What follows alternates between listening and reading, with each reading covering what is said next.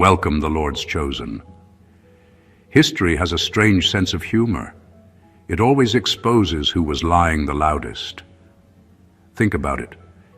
In 1692, entire communities swore witches were flying on broomsticks, and not a single broom was ever presented as evidence. Fast forward to now, and human nature hasn't changed much. When people can't destroy you with truth, they'll invent theater, dress it up as fact, and pray the crowd believes their performance. The funny part? Their act requires no receipts, no files, no fingerprints, just volume and desperation. And yet here you are, standing taller than their rumors, untouched by their noise, proof that absence of evidence can sometimes scream louder than 1,000 accusations. This isn't just about survival. This is about what happens when the chosen one becomes the test that exposes everyone else's fear, envy, and insecurity. Buckle up, because today we're pulling the curtain back on why they went so far, so relentlessly and so recklessly, all without a shred of proof. Number one, their obsession was their confession.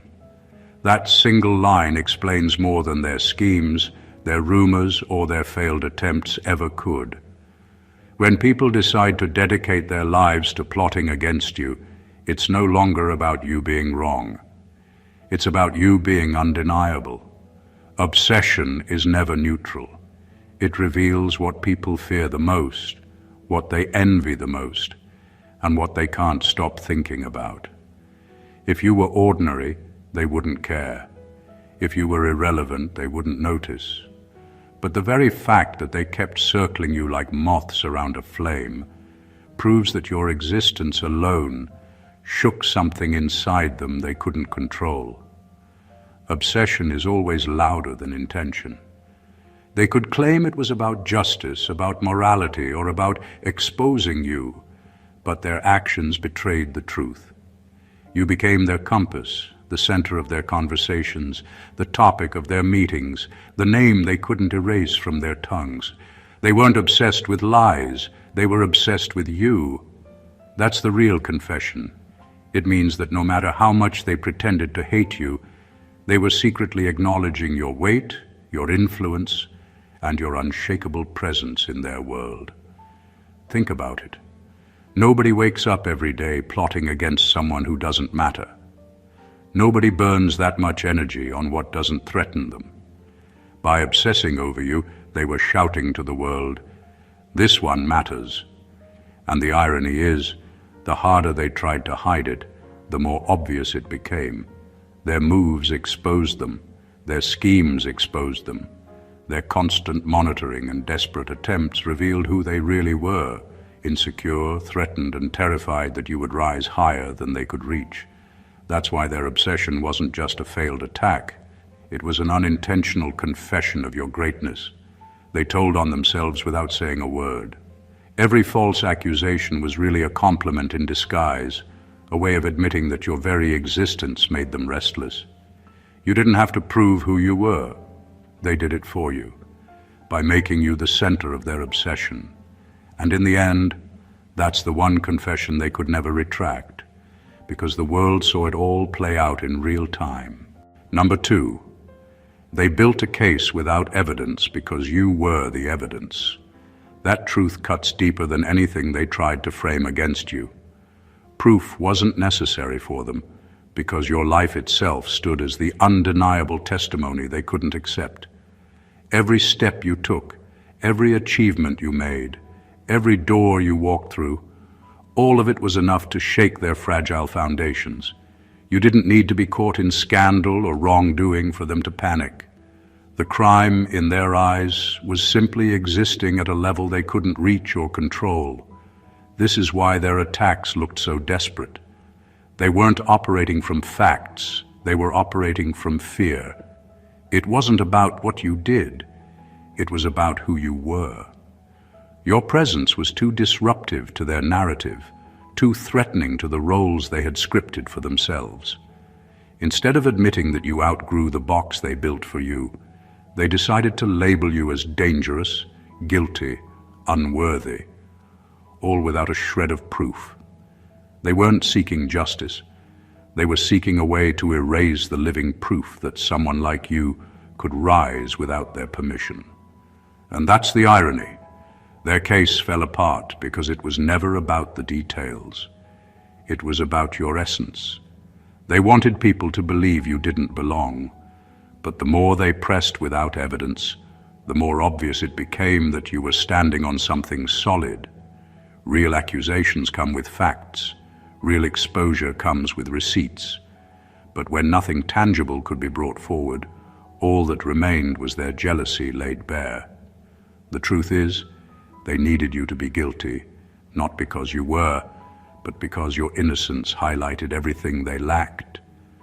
You were walking proof that integrity, resilience, and authenticity could thrive in a world built on shortcuts, corruption, and lies. That was too much for them to stomach. So they built cases out of thin air, hoping the weight of repetition would outweigh the lack of truth. But no matter how many times they tried, the hollowness of their accusations kept echoing back louder.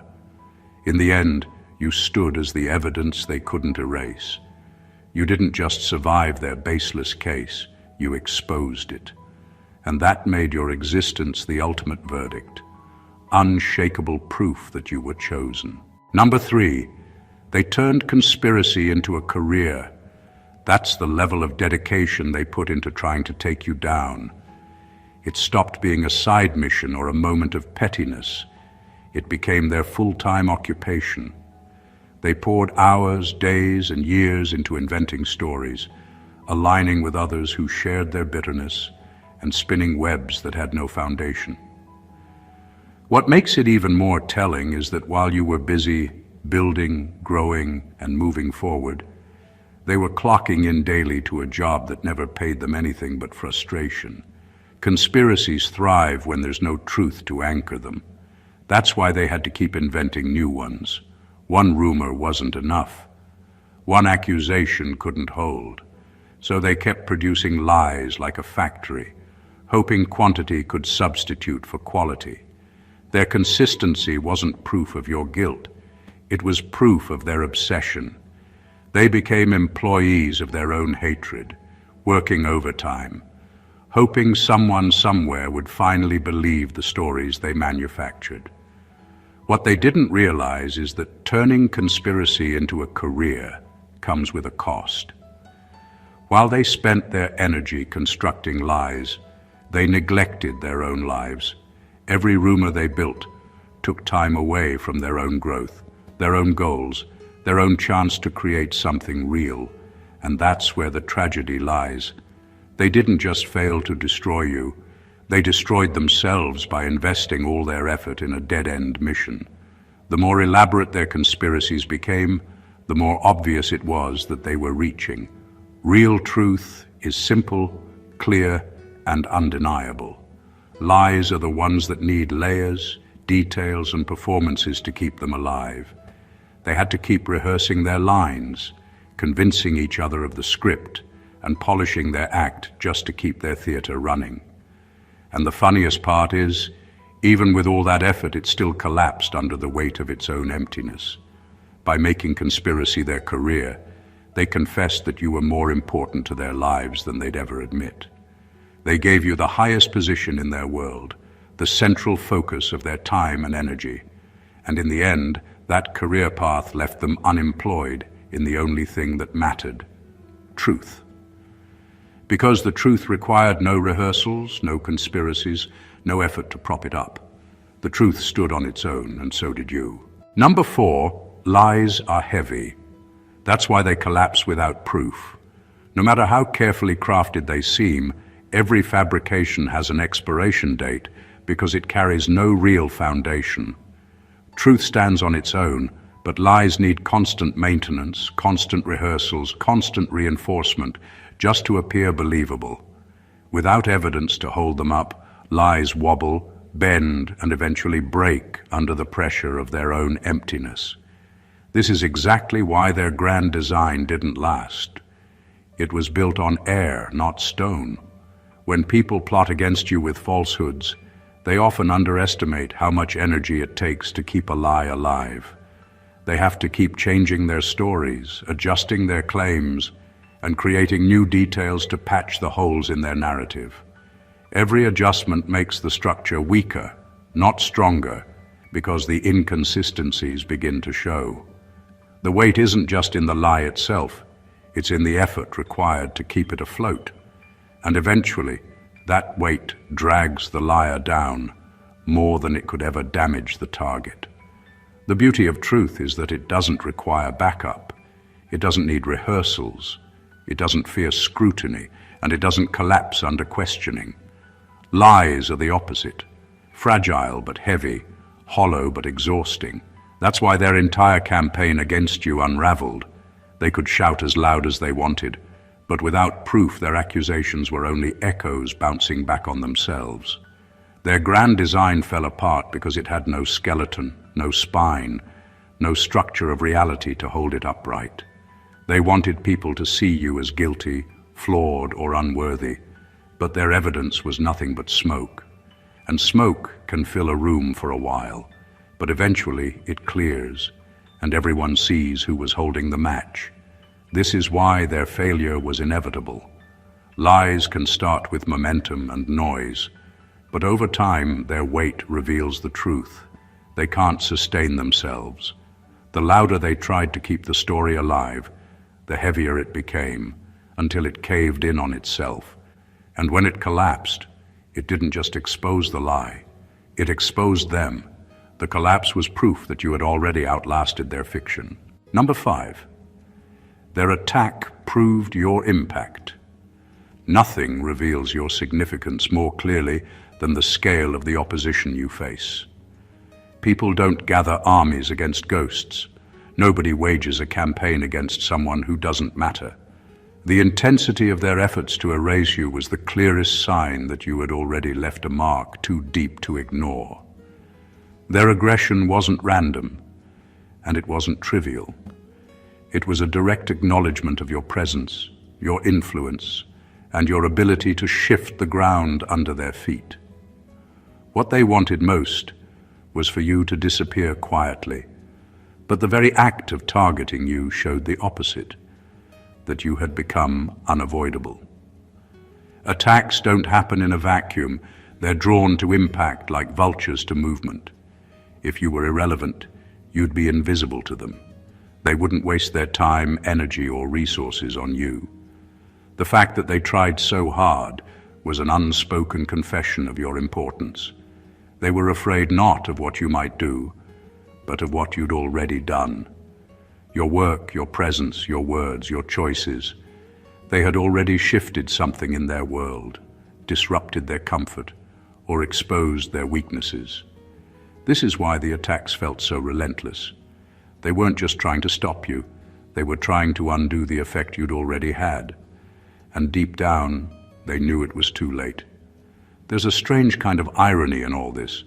Every strike they launched, every rumor they spread, every plan they devised to erase you ended up amplifying your existence. The more they tried to erase you, the clearer you became.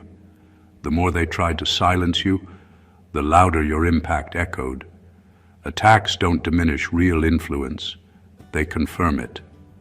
So while they thought they were burying you, they were actually proving you'd already been planted. While they were trying to erase your name, they were engraving it deeper into the story. Their attack wasn't a sign of your weakness. It was a public announcement of your power. In the end, their efforts became the proof they couldn't fabricate. You mattered enough to fight, and you mattered too much to defeat. Number 6, they wanted blood but settled for noise. That's the clearest sign of how badly they needed your downfall, and how powerless they actually were. When real evidence exists, people don't need theatrics. They don't need to scream, exaggerate, or throw mud, hoping something sticks. But when there's nothing to hold on to, noise becomes the substitute for substance. That's exactly what happened here. The more they failed to bring proof, the louder they became, mistaking volume for validation and chaos for credibility. This isn't just a tactic. It's desperation. Noise is what people create when silence would expose the emptiness of their claims.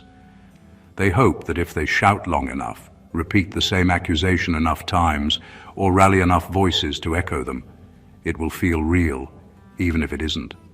It's a psychological trick.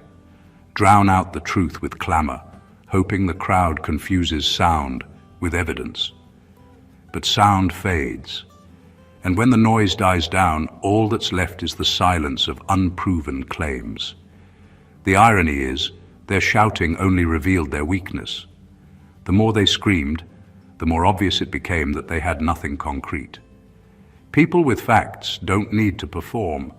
Facts speak for themselves, but lies need an audience and an orchestra. They need drama, because drama distracts from the holes in the story. By going louder, they exposed themselves, showing that the accusations weren't built on truth, but on pure frustration. And here's the twist. The noise they thought would destroy you actually amplified you. Every headline, every rumor, every outburst pointed back to you, making you even more visible. The crowd they hoped to turn against you ended up seeing through the performance because no matter how loud the noise got, no evidence ever appeared. Over time, that pattern spoke louder than their shouting ever could. They wanted your blood, but without proof, all they had was volume, and volume is a weak substitute for victory. The louder they became, the clearer it was. They couldn't take you down, only try to drown you out. But noise fades, truth endures, and in the end, their shouting only became an echo of their own defeat. Number 7. Power doesn't fear the guilty, it fears the untouchable. That's the real reason they went after you so relentlessly. Guilty people are easy to control. They're predictable, they're compromise-ready, and they always leave trails that can be used to keep them in line. But someone who's clean, someone who hasn't bent, hasn't been bought, and refuses to trade their integrity for influence, that's the one power can't manipulate. That's the one they see as dangerous. They didn't target you because you were corrupt. They targeted you because you weren't. Corruption is convenient. A corrupt person can be bribed, threatened, or silenced. A clean person can't. And that's what unsettled them. They couldn't find a weak point, a hidden sin, a private vice to hang over your head. They couldn't trap you in guilt or debt. You were the one thing they couldn't own, and in a world built on leverage, that made you a threat far greater than any crime ever could. This is why their attacks felt so ruthless. It wasn't about justice or accountability. It was about neutralizing what they couldn't control. Power thrives on compromise. Systems built on fear and manipulation can handle liars, cheats, and pretenders because those people operate within the same rules. But someone who walks clean, someone who doesn't flinch at intimidation or sell out for a seat at the table, rewrites the rules simply by existing. That's what they saw in you. That's what they wanted to crush. The irony is that in trying to destroy you, they confirmed exactly what they were afraid of. Their inability to find dirt became its own evidence. Every failed attempt, every false accusation, every exaggerated claim only proved what they were trying to deny, that you were untouchable. And untouchable doesn't just mean clean. It means protected. It means someone's character is so intact that no lie can stick, no smear can hold, and no scheme can bury them. They didn't come after you because you were weak. They came after you because you were proof that power can be faced without fear, bought influence can be resisted, and corruption isn't inevitable. And nothing terrifies power more than that. Number 8, their campaign wasn't against you, it was against truth. That's the part most people miss when they watch situations like this unfold. On the surface, it looked like a personal attack, a coordinated effort to ruin your name, dismantle your credibility, and erase your influence. But at its core, it was never just about you. It was about silencing the reality you represented. You had become living evidence of something they didn't want the world to see, and their every move was aimed at burying that reality, not simply breaking you. When someone embodies truth, They disrupt systems built on illusion. Your presence alone exposed the cracks in their story, the contradictions in their claims, the hypocrisy in their positions. You didn't even have to shout it. Just by standing in integrity, you became a mirror that reflected what they were trying to hide. That's why the attacks were so persistent. It wasn't enough to question you. They needed to erase you completely because the truth you carried threatened the foundation of their narrative. Every failed attempt to destroy you was also a failed attempt to smother that truth. And that's why their efforts always looked so frantic and uncoordinated. They weren't fighting evidence. They were fighting exposure. They knew if they let your reality stand unchallenged, their lies, their schemes, and their facades would crumble in public view. So they dressed their fear up as outrage, their insecurity as concern, and their desperation as justice. But no matter how convincing the performance, the pattern kept revealing itself. They weren't chasing accountability. They were running from truth.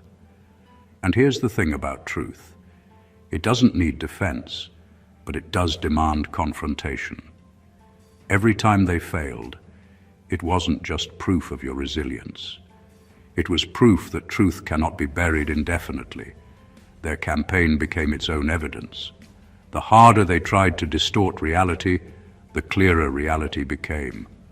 The more they tried to silence you, the louder the truth echoed through the gaps they left. So while it felt personal, it was far bigger than you. You were simply the vessel they couldn't corrupt, the embodiment of a reality they couldn't deny. And in the end, every attempt to destroy you only made the truth you carried impossible to ignore. Number 9, they confused silence with weakness. To them, your refusal to respond on their terms looked like surrender, but it was actually the one move they couldn't decode. They were operating in a world where power means shouting louder, fighting dirt with dirt, and meeting chaos with chaos.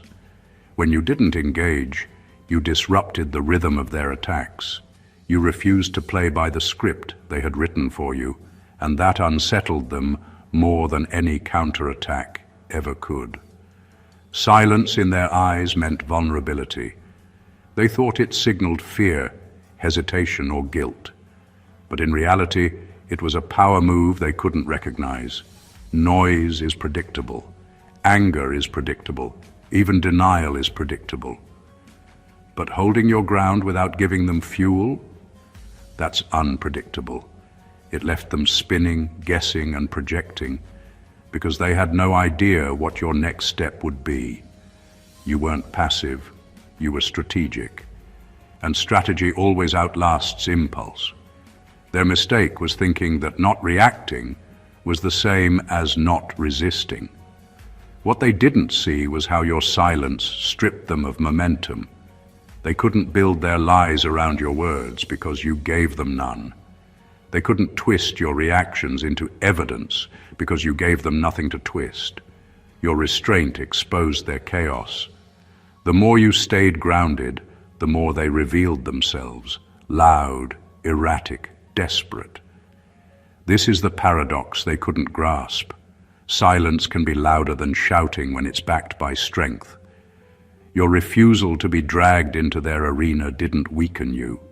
It protected you. It gave you the distance to see their moves clearly, while they were too busy reacting to their own noise. Over time, your silence became the proof of your control, while their noise became the proof of their instability. In the end, what they read as vulnerability was actually composure. What they thought was retreat was actually discipline. And what they believed was weakness was in fact the quiet kind of strength that doesn't flinch, doesn't scramble, and doesn't lose its center. That's why they couldn't decode it. Because silence, when it comes from power, doesn't look like anything they've ever known. Number 10. False charges reveal real insecurities. Every accusation they hurled at you was never really about your actions. It was a mirror reflecting their own hidden fears, flaws, and frustrations. When people fabricate charges without evidence, they're not exposing your character, they're advertising theirs. They're projecting the parts of themselves they can't face, hoping to unload their guilt by painting you as the villain. That's why their accusations felt so bizarre and disconnected from reality. They weren't describing you, they were describing themselves. This is how projection works. A liar accuses others of dishonesty. A manipulator calls others controlling. Someone insecure about their position calls someone else a threat. It's easier to accuse than to admit. It's easier to attack than to reflect. By throwing accusations at you, they were hoping to redirect attention away from their own shortcomings. But in doing so, they left a trail of evidence about who they really were. Their words weren't confessions about you, they were confessions about themselves. That's why their charges crumbled so easily under scrutiny. Lies have no weight of truth behind them, and projections always collapse when reality steps in.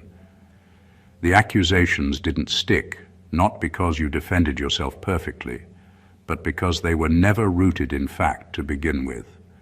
And every time an accusation fell apart, it exposed another layer of their insecurity.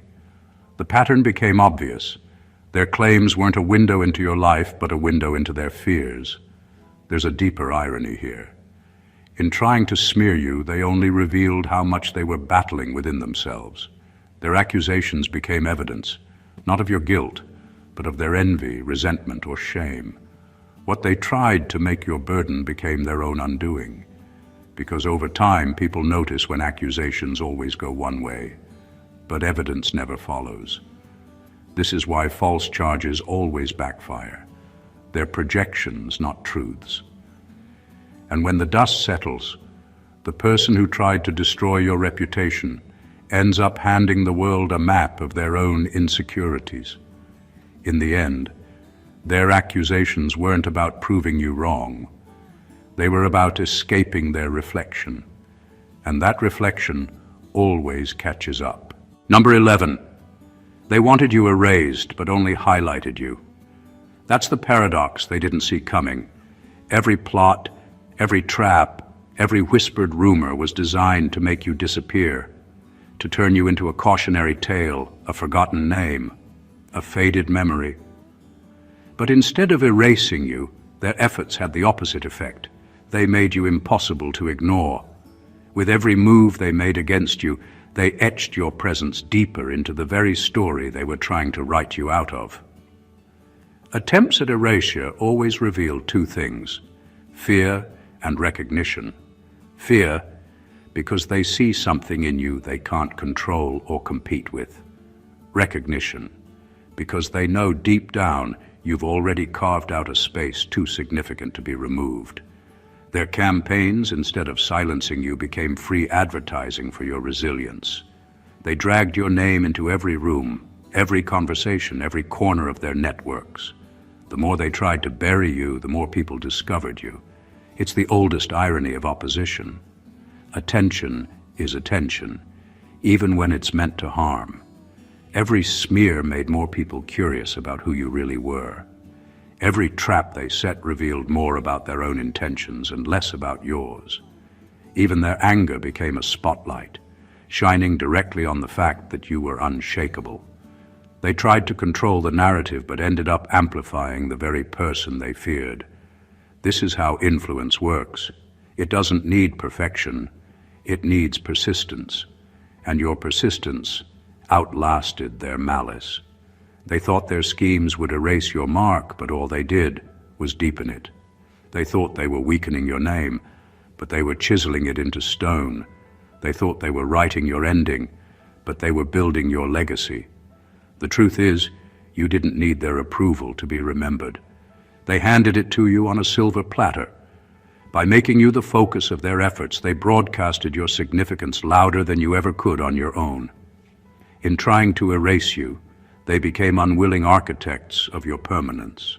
And now, long after their noise has faded, your name stands larger and clearer than it ever would have without their attempts. Number 12. They proved you were untouchable by touching nothing. The absence of proof wasn't just their failure. It was the clearest sign of your protection, a kind of divine fingerprint that no weapon formed against you could prosper.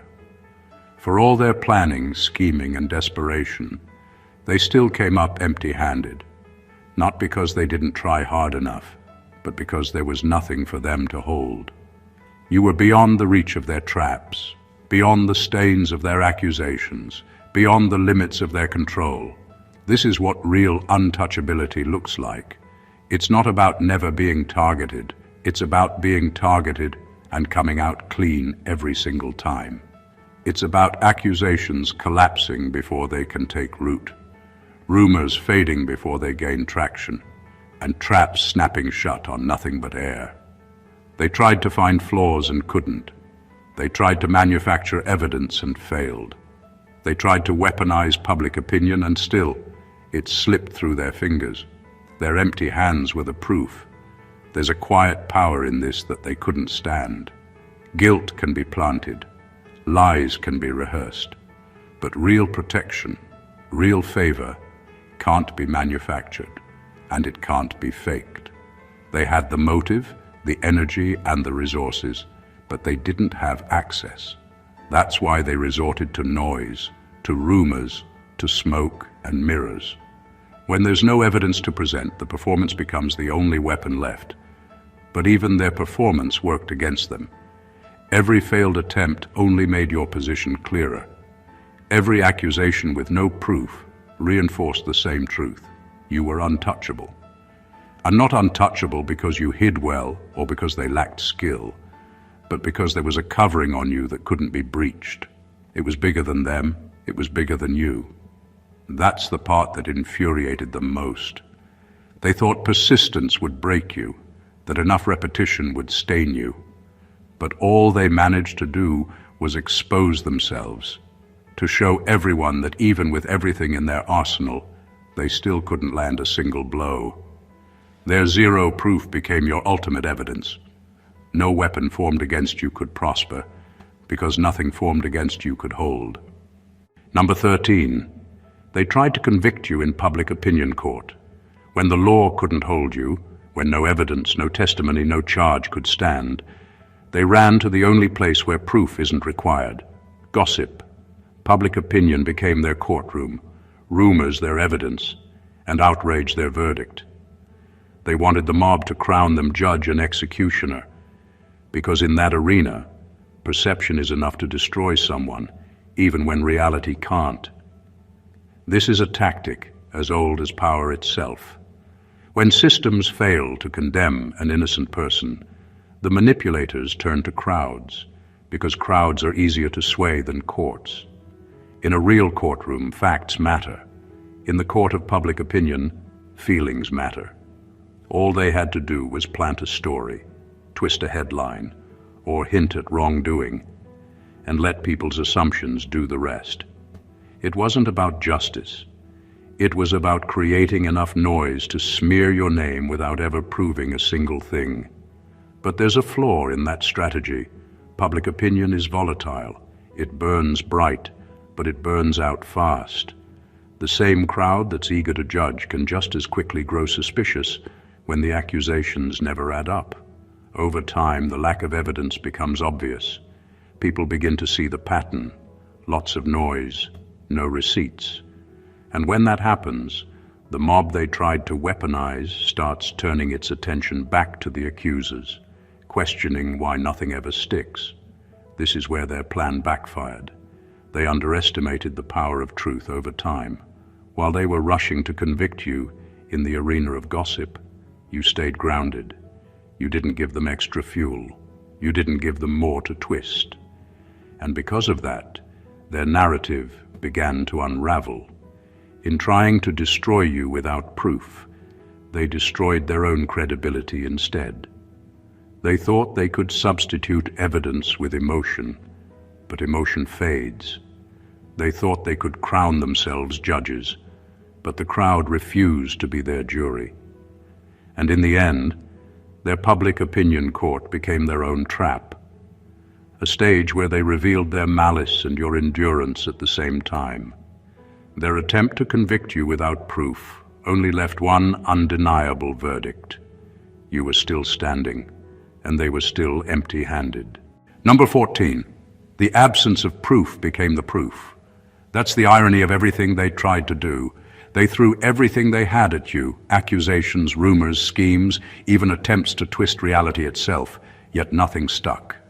With all their power, connections, and desperation, they still came up empty-handed.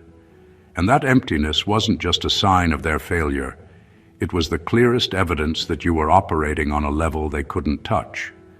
It revealed the ultimate verdict.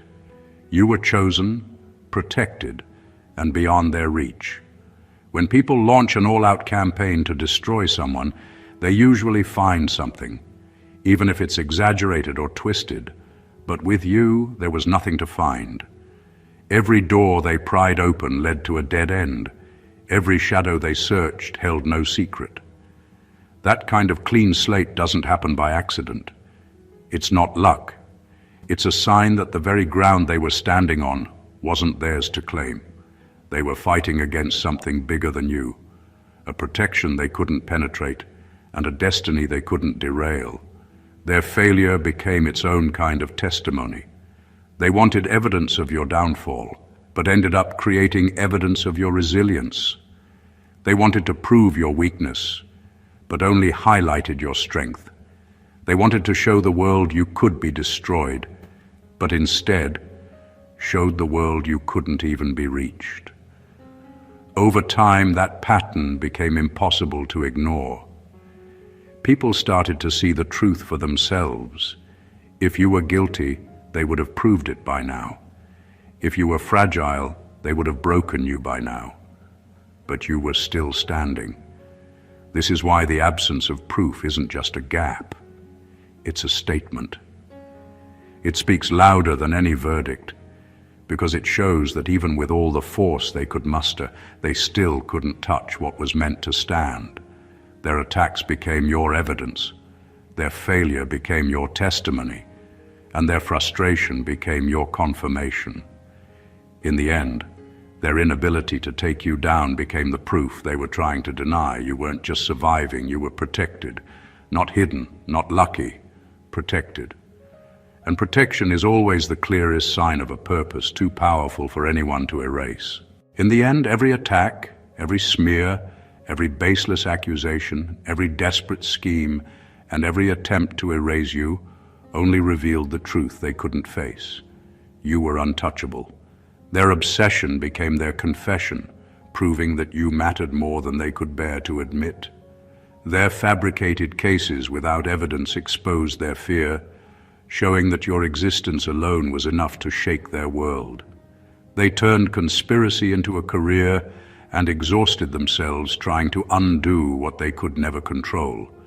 Lies collapsed under their own weight, proving that nothing built on falsehood can ever endure.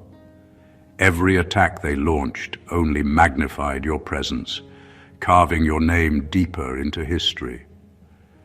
Their failure to produce proof, their frantic attempts to manipulate public opinion, their projection of insecurities, all of it became the evidence of your resilience, your strength, and your untouchable essence.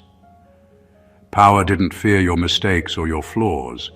It feared your integrity, your unbreakable character, and the fact that no bribe, no threat, no scheme could compromise you. They tried to bury reality itself, but truth cannot be silenced. Silence, patience, and unwavering composure became your greatest weapons, while their noise revealed their desperation. The absence of proof wasn't their failure. It was the ultimate confirmation of your protection and your destiny. Every move they made against you became a mirror reflecting their own insecurities, and every plot designed to erase you only highlighted your existence. They wanted blood, but all they managed to create was a spotlight on your power. They tried to rewrite your story, but their efforts only strengthened it. And through it all, one undeniable truth emerged. You were chosen, protected, and operating on a level beyond their reach. So remember this: When they try to bring you down without proof, when their attacks feel relentless, and when the world seems to side with their noise, know that every failed attempt is a testament to your strength. Every whisper, every rumor, every scheme they launch becomes proof of your resilience and of the fact that you are untouchable. You didn't just survive their attempts, you rose above them, and in doing so, you revealed their weakness and your own greatness. If this message resonates with you, make sure to hit that subscribe button, like this video, share it with someone who needs to hear this, and drop a comment below to let the world know that you too are untouchable.